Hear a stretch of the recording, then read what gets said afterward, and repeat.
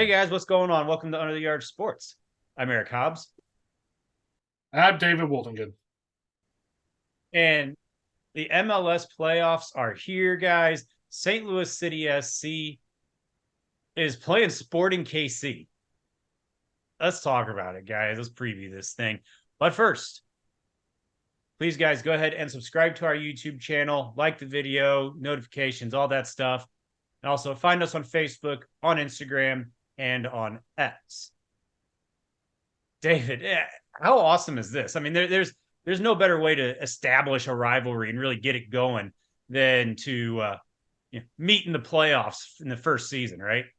Oh, absolutely. Especially when one team wins the West and then the other team sneaks in through the wild card and then wins their wild card game on penalty kicks. Yeah, so here we are, Capital Classic, St. Louis City, Sporting KC, and yeah, as David mentioned, the Sporting KC they in the wild card game had to play San Jose. They couldn't break through. No one could. It was scoreless, but they controlled the game. And then, yeah, penalty kicks, which it looked like a bunch of high school kids out there, at least compared to, and take your pick of the European leagues. It's where it's biggest glaring difference to me in the skill level. But that's a whole nother topic of conversation. So here we go. Sporting KC comes into this having won 4 out of 5. So they're coming red hot. Keep in mind, they didn't win a game. It was like their first 10 matches. They did not win. They started off terribly. So it's quite an accomplishment to make the playoffs. And they're playing good soccer. Well, and some of that, it's worth mentioning some of those losses came because they're missing a couple of their top players early on, too. So There. now that they kind of like we were mid-season. So Yeah. now you can pretty much say, though, both sides are full strength. Now, the one loss in their last 5 was in St. Louis. All right. That was the game where City SC clinched the West. Right. It's going to be interesting, just the dynamic of in St. Louis versus Kansas City, game 2 in Kansas City. But I think you have to consider just the home versus road aspect for St. Louis City. The games in St. Louis were 4-0 and 4-1. They were blowouts. And then, in Kansas City, it was a closer game. And David, you attended all 3. What were your takeaways from the 3 matches? Well, the first match was just a blowout from beginning to end. Had to do with style of the play, the stay in the crowd. Playing for Sporting KC, they were undermanned at the time. They weren't quite up to full strength. That was back along their 10-game losing streak or whatever you want to call it. The game in Sporting KC, Klaus was just coming off injury. So is Joachim Nilsson. So we weren't really full strength in that sense. And quite honestly, it was very close to being a tie or a St. Louis victory off of a couple of really, really close offside calls, one against Sam Adeniran that called back a goal. So St. Louis was right there in that game. As for the last game in City, it took almost 70 minutes, but once that first goal went in for City, they scored 4 in like 12 minutes and Yeah, just floodgates opened dominant. all at once. Yeah.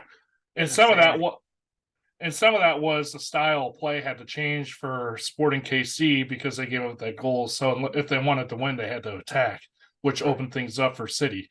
So it's going to be really interesting to see how they come in and play St. Louis now that it's going to be the 4th game. And in my opinion, it's going to be a lot harder for St. Louis to win this game just because this is the 4th time, so the teams are used to each other. Right. Now, we talked about SKC, how they wrapped up the season. City SC kind of stumbling their way into the playoffs. They lost to Vancouver and to Seattle to end the season. Massive caveat, though, they had already clinched the West. I believe that game in Vancouver was the only game that Roman Berkey did not start. I might be wrong on that, but I'm pretty sure that's the only game he didn't start. In the Just MLS as an season. example of the City SC just kind of resting guys, make sure everybody's good to go, make sure the backup goalie has some reps, and so for City SC, one of the challenges might be just kind of kickstarting the engine again, so to speak. Been a while. Yeah, and it didn't look terrible against Seattle. No. Uh, it was a matter of you could tell they hadn't played in a while, so they're trying to get back into the swing of things, get those connections on the field. And more importantly, it's one of the few times this season where everybody on the starting who was supposed to be starting was actually starting. So it was a chance for him to play on the field, make sure kind of like a playoff atmosphere, make sure nobody got hurt, and then just start ramping things up, getting ready for this week with whoever they were going to play. So it was kind of interesting to see how they played. They were right there. They had a lot of chances. They just didn't capitalize in the final third of the game, and it happens sometimes. Um, Yeah. so, so I honestly think they're going to be just fine. Because they're going to take it up another notch for the playoffs. The fans at City Park are going to take it up a notch, and Oh, already a lot of fans are buying tickets to fill uh bring the red wave or whatever you want to call it over to Sporting KC too. So there you I go. expect that to be another crazy atmosphere just with all the St. Louis fans traveling in again. Yeah, the home field advantage is so pronounced in MLS. I feel like it's going to be even more so for the playoffs. Um, but for Sporting KC, you mentioned they were missing guys early in the year, David, but as they got healthy, and that led to them, winning more games, rising through the standings, and ultimately making it to this point. They got their guys back. They got healthy. They got weapons, David. Yeah, Johnny Russell, one of their forwards, real dangerous on the ball, along with Alan Polito. Both of them as forwards just tear things up. The defense is going to have to play real tight, real sound. They can't afford to let these guys run free, or else they will hurt St. Louis. And It, that's as we've seen throughout the season, that can be part of the deal with St. Louis's aggressive style of play is you leave yourself open going the other way sometimes. So that's something where that defending line, Tim Parker, everybody else, gonna have to be ready, right? Just for that kind of silly turnover or just play by SKC to take it back the other way real quick. yeah, especially with the high press, the transition game on both teams. Quite honestly, is really going to be the key. Can you make the right decisions with the ball? Can you not turn it over? If you do turn over, how quick can you react defensively to get your team back in position so the defensive form on the field doesn't break down and they can go right down and score. So it's going to be really interesting to see how these two come out playing each other. Um, Hopefully St. Louis doesn't come out tight. I don't think they will because they're going to be used to the atmosphere. Yeah, I think they're going to be ready to go and ready to fly. Quite honestly, yeah. Now, when you look at the St. Louis roster, there's a couple guys that could be an X factor. It almost seems like just what day is it of who's going to be kind of the offensive threat between Klaus or Joachini or Adeniran. Uh, who's your X factor? I guess that's the best question. for me, honestly, it would either have to be. It depends on who we end up starting, but it would have to be Adeniran or Azeel Jackson. Um, Yeah, Both of their speed on and off the ball is going to play a key role, especially in the transition game. So I think their on the ball and off the ball movements are going to be key in this game. yeah. For me, what I want to see is I want to see Edouard Leuven. I really want to see, him back at the level he was at before his injury, May June timeframe.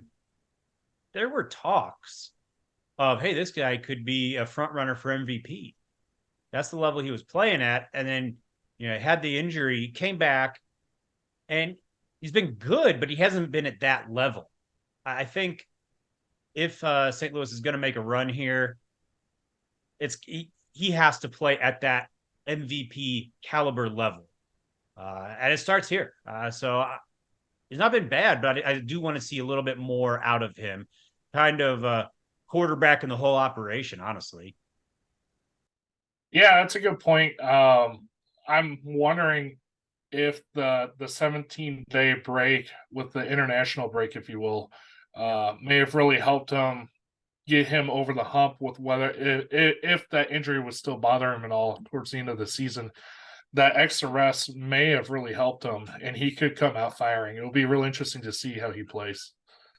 Yeah, between the gap of the international break and just kind of the gap that St. Louis has with the wild card round going on, it's one game in not quite a month.